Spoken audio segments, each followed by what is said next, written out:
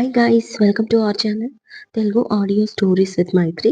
నా ఛానల్ని ఎవరైనా ఫస్ట్ టైం చూస్తున్నట్టయితే తప్పకుండా లైక్ చేయండి, షేర్ చేయండి అండ్ సబ్స్క్రైబ్ చేసుకోండి. నా గత సీరియల్స్ లింకులన్నీ నేను డిస్క్రిప్షన్లో ఇచ్చాను. కొత్తగా చూసే వాళ్ళు ఎవరైనా ఆ లింక్ని ఫా ట్యాప్ చేస్తే మీరు నా సీరియల్స్ అన్నీ వినొచ్చు. ఇంకా ప్రతిలిపి లింక్ కూడా డిస్క్రిప్షన్లో ఇస్తున్నాను. ఎవరైనా నా స్టోరీస్ చదవాలనుకుంటే అక్కడ క్లిక్ చేయగానే డైరెక్ట్‌గా నా పేజ్‌కి వెళ్ళిపోతారు. అక్కడ కూడా నన్ను ఫాలో చేసి నా స్టోరీస్‌ని ఫ్రీగా చదవచ్చు. 'అగ్నిసాక్షి ఒక ప్రేమ కథ' పార్ట్ 22.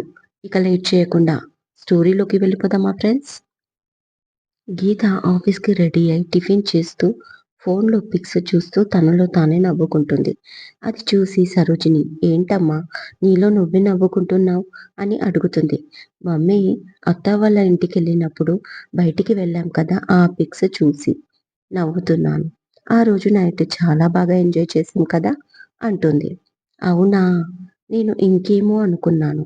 ఇంతకీ హైదరాబాద్ నచ్చిందా నీకు?" అడిగింది సరోజిని. "చాలా నచ్చింది. మళ్ళీ ఎప్పుడు వెళ్దాం?" అంది గీత చైతన్య మీద మనసు లాగేసరికి. చైతన్యకి మ్యాచ్ కుదిరేలా ఉందంట. అన్నీ అనుకున్నట్లు జరిగితే తన పెళ్ళికి వెళ్దాంలే అంటుంది కావాలని సరోజిని. ఆ మాట వినగానే గీతకి పొర మారింది. కళ్ళలోకి వాటర్ వచ్చేశాయి. తలపై చేత్తో తడుతూ వాటర్ తాగిస్తూ, "నెమ్మదిగా తిను గీత, మెల్లిగా మెల్లిగా" అంటుంది సరోజిని కూతుర్ని చూసి మురిసిపోతూ. "అంటే బావకి అమ్మాయి ఓకే చేసేసాడా? అత్తకి అమ్మాయి నచ్చిందా?" అని అడుగుతుంది గ్లాస్ పక్కన పెట్టేసి. ఏమడగాలో కూడా తెలియకుండా ఆత్రంగా గీత వస్తున్న నవ్వుని ఆపుకుంటూ, "వదినకి అమ్మాయి నచ్చింది. చైతన్య ఓకే అంటే ముహూర్తాలు పెట్టుకుందాం అంది" అంటుంది సరోజిని కూతురి ముఖంలో ఎక్స్‌ప్రెషన్స్ గమనిస్తూ. "అంటే అత్తకి నచ్చితే చాలా? అమ్మాయి బావకి నచ్చాల్సిన అవసరం లేదా?" అని ఉక్రోషంగా అడుగుతుంది గీత. తల్లి బర్త్‌డే రోజు ఎంత సర్ప్రైజ్ ప్లాన్ చేశాడో చూశావు కదా! తల్లి అంటే అంత ఇష్టం ఉన్నవాడికి ఇక పెళ్లి విషయంలో మాత్రం తల్లి మాట ఎందుకు కాదంటాడు? మాధవి మాటే వింటాడు అంటూ సరోజిని తన మనసులో మాట బయటపెట్టింది. అయితే మాత్రం తన లైఫ్‌కి ముఖ్యమైన విషయంలో తనకంటూ ఒక డిసిషన్ ఉండదా? అలా ఎలా ఓకే చేస్తాడు అత్త చూపించిన అమ్మాయిని అని గట్టిగా అడుగుతుంది గీత. అయినా నీకెందుకు అంత కోపం? చైతన్య హ్యాపీగా పెళ్లి చేసుకోబోతుంటే అంటుంది సరోజిని ఏమీ తెలియనట్టే. అమ్మా, నీకు అర్థం కావడం లేదా ఇంకా?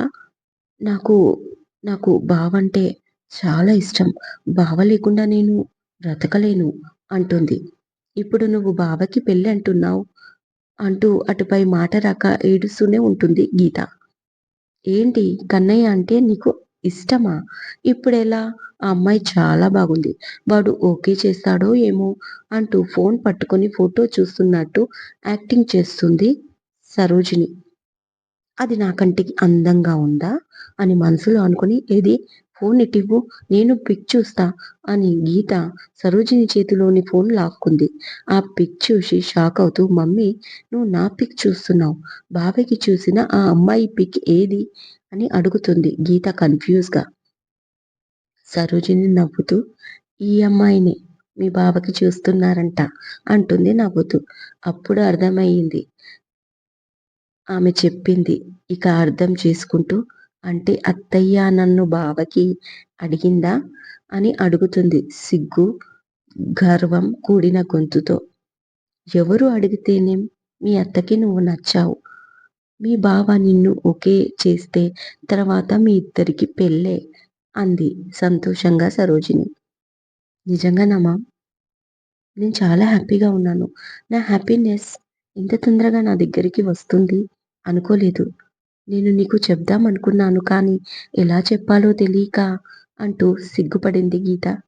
"సరే, సిగ్గుపడింది చాలు. ప్రాజెక్ట్ వర్క్ త్వరగా కంప్లీట్ చెయ్యి. మీ అత్తయ్య ఎప్పుడు రమ్మన్నా వెళ్ళేందుకు సిద్ధంగా ఉండాలి" అంటుంది సరోజిని. "ఓకే మామ్" అంటూ హ్యాపీగా టిఫిన్ చేసి ఇక చైతన్య ఆలోచనలతో ఆఫీస్‌కి స్టార్ట్ అవుతుంది గీతిక.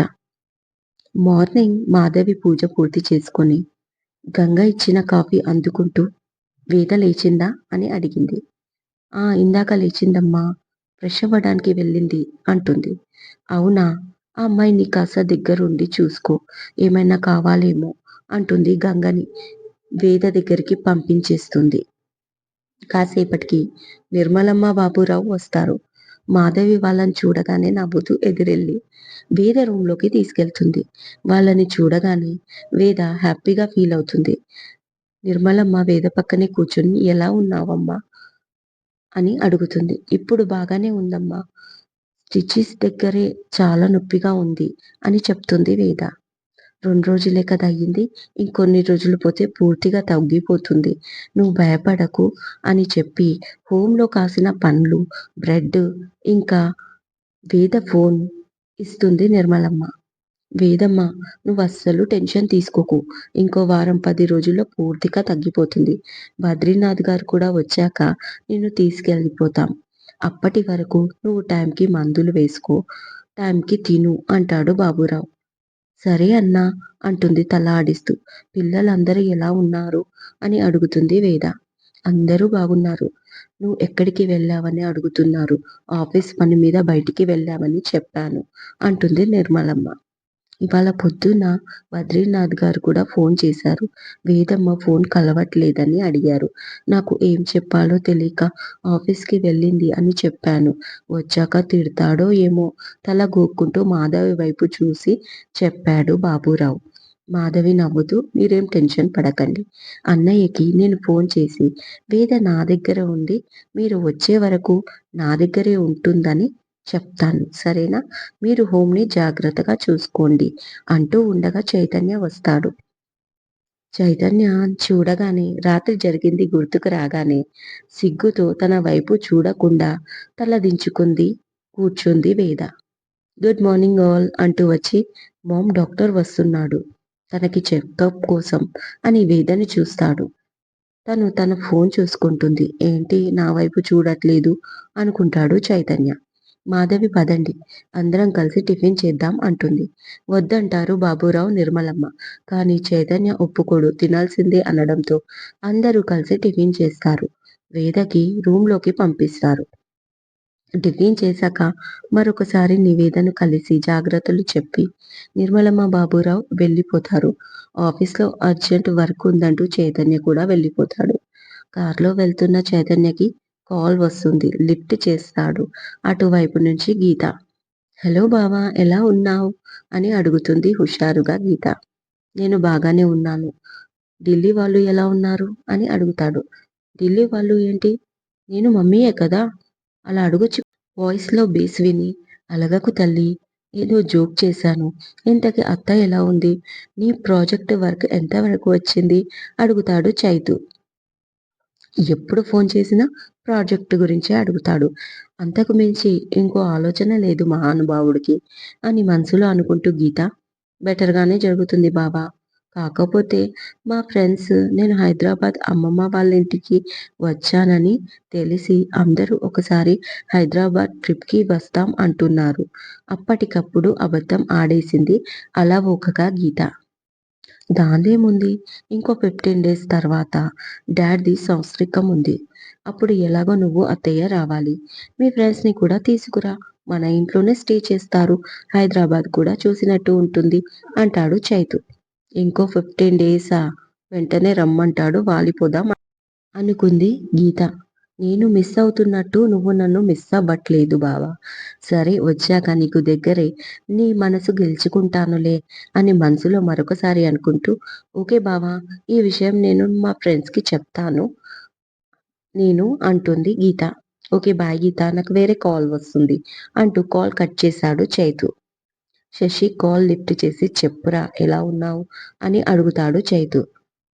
నా వెంటే నువ్వుండగా మళ్ళీ నేను ఎలా ఉన్నావని అడగడం దండగా అంటాడు కామెడీగా శశి. ఈ మస్కాకేమీ తక్కువ లేదు అన్నాడు నవ్వుతూ చైతు.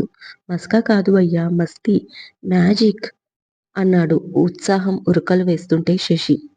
మరి మసాజ్‌లు లేవా అని అడిగాడు చైతు. నేను అంత పెద్దవాడిని కాదు. ఇంకా చిన్న పిల్లోడిని అమాయకంగా అంటాడు శశి.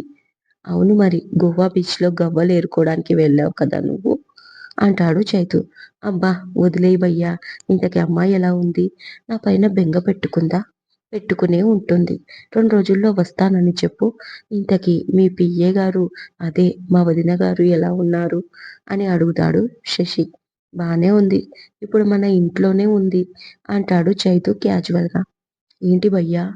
ఇది ఏదో ఇద్దరు క్లోజ్ అవుతారని ఆఫీస్‌లో తెచ్చిపెడితే నువ్వు ఇంటికి తీసుకెళ్ళి పెట్టుకున్నావా? నేనొచ్చాక అమ్మకి లేనిపోనివి నీ మీద చెప్తానుండు. వార్నింగ్ ఇస్తాడు శశి ఉక్రోషంగా. నేను పెట్టుకోవడం కాదు బే! మమ్మీయే పెట్టింది వేదని ఇంట్లో అంటాడు చైతు. అంటే మమ్మీ నువ్వు ఒకటా? నన్నే వేరు చేశారా? ఇది చీటింగ్. నేనే అమ్మ ఫేవరెట్ కొడుకుని. నీకంటే ఎక్కువగా అమ్మ నన్నే ప్రేమిస్తుంది. నేనొప్పుకోను దాదాపు ఏడుపు గొంతుతో అంటాడు శశి.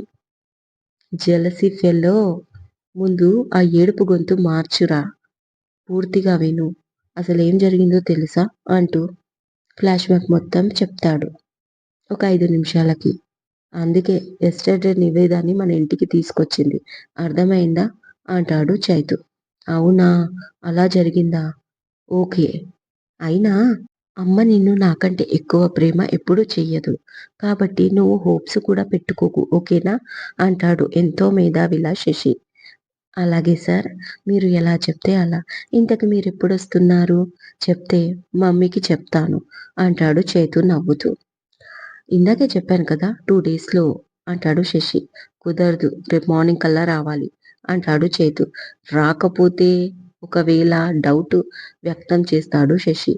మీ అన్ని కార్డ్‌లు బ్లాక్ చేయబడతాయి అంటాడు చైతు. అంటే మా ఆర్థిక లావాదేవీలు జరగవనమాట. ఎందుకు మీరు అంత కీలకమైన నిర్ణయం తీసుకున్నారు అగ్రజ?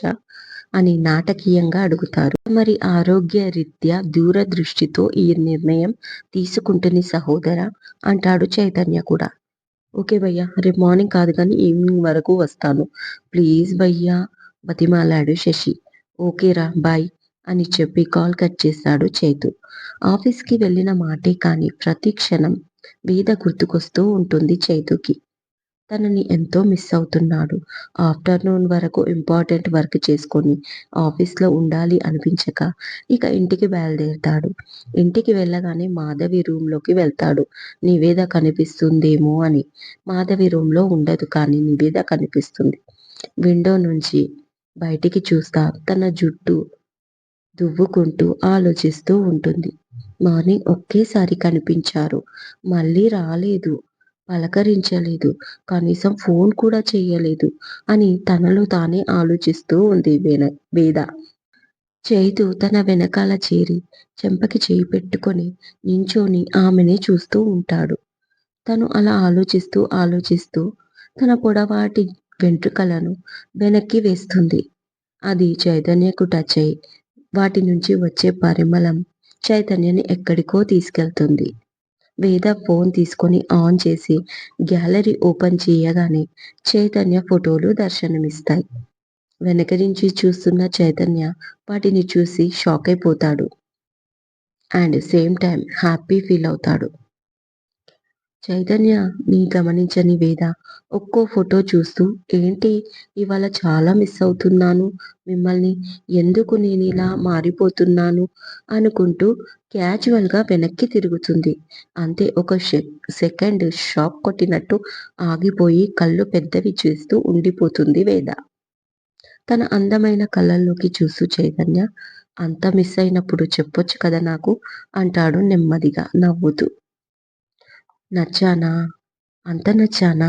అంటాడు తను సైలెంట్‌గా ఉండేసరికి. వేద ఇప్పుడు కూడా సైలెంట్‌గా ఉంటుంది. ఓయ్! నిన్నే ఏంటి అలా చూస్తున్నావు? అని అడుగుతాడు చైతన్య. అప్పుడు కాస్త తేరుకొని ఏంటి? ఏం మాట్లాడుతున్నారు మీరు? అని అడుగుతుంది. ఏం మాట్లాడాలో తెలియక వేద తడబడుతూ. అదే నన్ను మిస్ అవుతున్నాను అని నా ఫోటోస్‌కి చెప్పే బదులు డైరెక్ట్‌గా ఆ విషయమేంటో నాకే చెప్పొచ్చు కదా! అంటాడు చైతన్య. ఓహ్! మీరు మీ గురించి అనుకుంటున్నారా?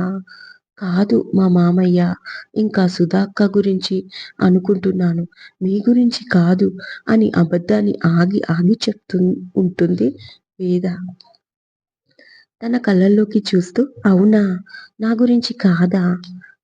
అని అడుగుతాడు. కాదు అని తల పక్కకి తిప్పేస్తుంది వేద. అయితే తమరి ఫోన్ ఒకసారి ఇవ్వండి.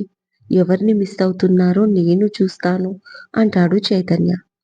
ఫోన్ చేతికివ్వకుండా తన వెనకాల పెట్టుకొని తెలిసిపోతుంది అని టెన్షన్ పడుతుంది వేద. ఏంటి ఫోన్ ఇమ్మంటే దాచుకుంటున్నావు?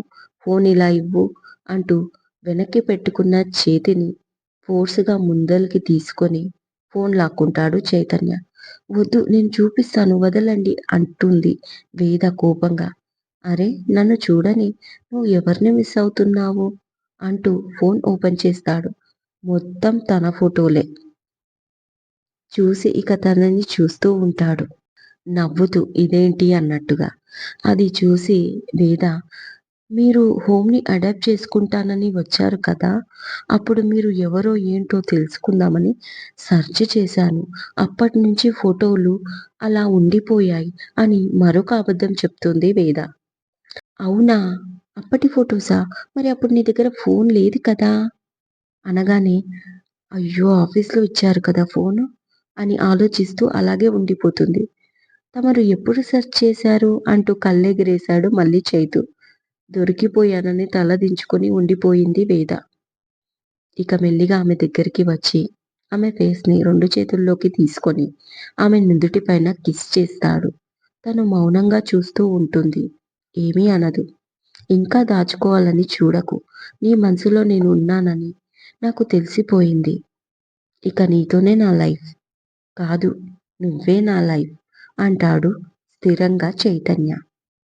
ఇదండి ఇవాళటి ఎపిసోడ్. ఈ ఎపిసోడ్ మీకు నచ్చినట్టు అయితే తప్పకుండా లైక్ చేయండి, షేర్ చేయండి అండ్ సబ్స్క్రైబ్ చేసుకోండి ఫ్రెండ్స్. మరొక మంచి ఎపిసోడ్‌తో మీ ముందు ఉంటాను మైత్రి.